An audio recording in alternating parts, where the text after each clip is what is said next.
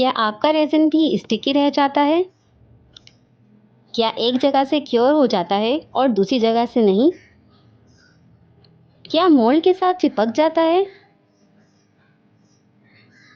या फिर ब्लरी आ रहा है? क्या उसमें बहुत सारे बबल्स बन गए हैं जो रिमूव नहीं हो रहे हैं? तो इन सब की सिर्फ एक ही वजह है, रेज़न को सही से मेजर नहीं करना, उसे सही से मिक्स नहीं करना। तो आज हम सीखेंगे रेज़न को ठीक से मेजर करना और उसे सही से मिक्स करना, जिसके लिए हमें सबसे पहले चाहिए मेजरिंग स्केल, एक प्लास्टिक कप। इसके अलावा आप एक स्पून भी ले सकते हैं और आइसक्रीम स्टिक भी ले सकते हैं।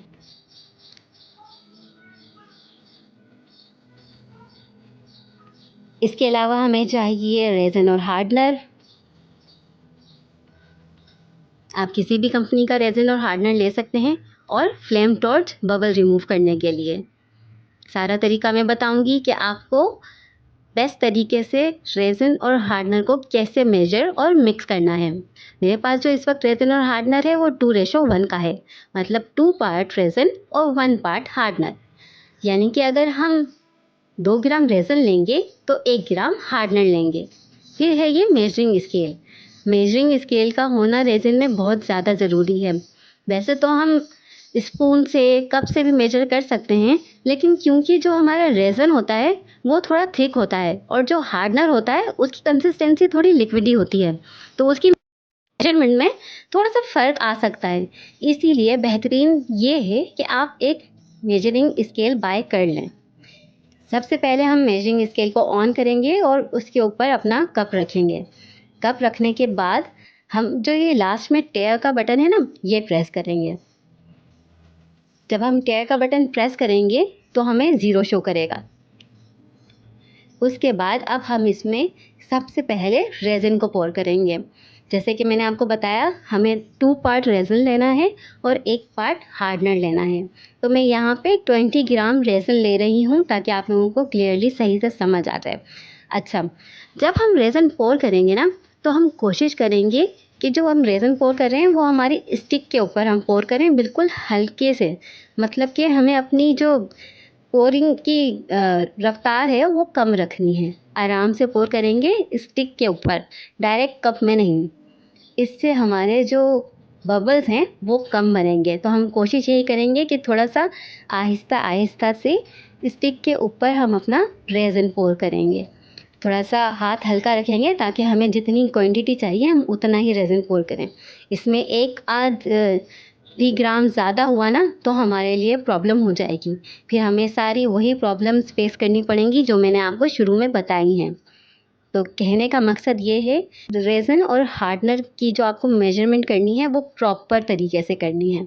जब रेज़न और हार्डनर प्रॉपर तरीके से मेजर किया हुआ होगा तो उसमें गलती के चांसेस बहुत कम रह जाएंगे। ठीक है, फिर मैंने ये 20 ग्राम रेज़न ले लिया है। इसके बाद हमें इसमें हार्डनर डालना है। हार्डनर डालने से पहले देखें, 20 ग्राम रेज़न है तो उसका हाफ होता है 10। अब हम 10 ग्राम हार्डनर लेंगे। इससे पहले हम टेयर कर लेंगे। टेयर करेंगे तो फिर वैल्यू 0 आ जाएगी। बस अब हमें 10 ग्राम हार्डनर डालना है। तो हार्डनर भी हम उसी तरीके से डालेंगे। और आप यहाँ देखेंगे कि हार्डनर की कंसिस्टेंसी कितनी लिक्विडी है। हमारा जो रेज़न था वो इतना लिक्विडी नहीं था, लेकिन जो हार्डनर होता है ना वो थोड़ा लिक्विडी होता है, पानी की तरह होता है।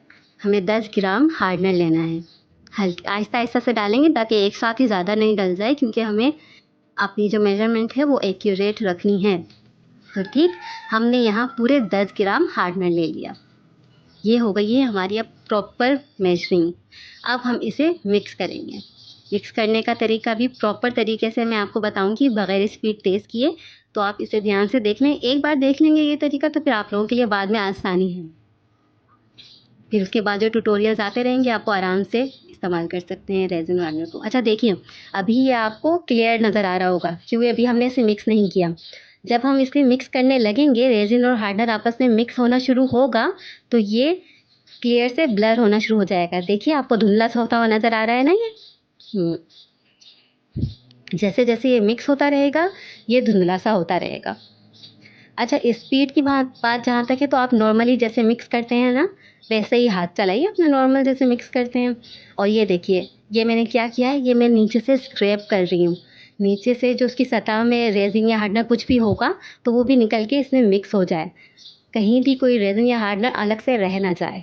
इसके अलावा हम क्या करेंगे, हम साइड से कप को भी स्ट्रैप करेंगे ताकि जो साइड्स में चिपका हुआ रह जाता है रेज़िन और हार्डनर अलग-अलग, वो भी आराम से इसके अंदर मिक्स हो जाए। देखिए इस तरीके से। और ये स्पीड मैंने बढ़ाई नहीं है, ये मैं जिस तरीके से मिक्स किया जाता है वही बता रही हूँ। देखें, ये जो रेज़र और हार्डनर था, ब्लर हो गया था ना, धुंधला हो गया था, अब दोबारा से क्लियर होना शुरू हो गया है। तो रेज़र और हार्डनर अच्छे से मिक्स हो गया है। इसका क्या है, कैसे पता चलेगा हमें कि रेज़र और हार्डनर अच्छे से मिक्स हो गया है? कि ये दोबारा से क्लियर हो जाएगा। आप देखिएगा, मिक्स करते-करते 2 से 3 मिनट लगते हैं हमें गर्मियों में। सर्दियों में हमें 5 मिनट से ज़्यादा का टाइम लग सकता है। रेज़न और हार्डनर पे टेम्परेचर बहुत असर रखता है। जो आइडियल टेम्परेचर है रेज़न और हार्डनर के लिए वो 25 टू 30 डिग्री सेंटीग्रेड है। पर इतना तो होता ही नहीं है, यहाँ कराची में तो 30 से अबव ही रहता है गर्मियों में तो इतना टाइम नहीं लगता, गर्मियों में बहुत जल्दी रेज़न मिक्स हो जाता है। और अच्छा, कभी भी ये पंखा खोल के रेज़न को मिक्स नहीं करिएगा। अच्छा, अब देख रहे होंगे कि ये रेज़न और हार्डनर क्लियर होता जा रहा है। अब इसमें सिर्फ बबल्स रह जाएँगे, जिन्हें रिमूव करने का तरीका भी मैं आपको बताऊँगी। लेकिन आप ये देख सकते हैं कितना अच्छे से मिक्स हो गया, जिस तरह पहले क्लियर नज़र आ रहा था, अब ये मिक्स होने के बाद उसी तरीके से क्लियर हो गया है। इसका मतलब ये है कि यकजान हो गया है, अब ये बिल्कुल सही से मिक्स हो गया है। अब कहीं भी इसमें रेज़न और हार्डनर अलग-अलग नहीं है। ये बिल्कुल इतना क्लियर हो जाएगा कि नीचे की सरफेस आपको क्लियर नज़र आएगी। होपफुली अभी भी आपको नज़र आ रही होगी, सिर्फ बबल्स नज़र आ रहे हैं।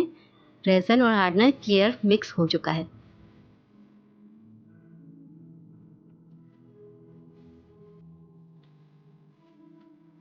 अब बबल रिमूव करने के लिए हमें क्या करना है, इसको ऐसे ही रख के छोड़ देना है 2 से 3 मिनट मैक्सिमम।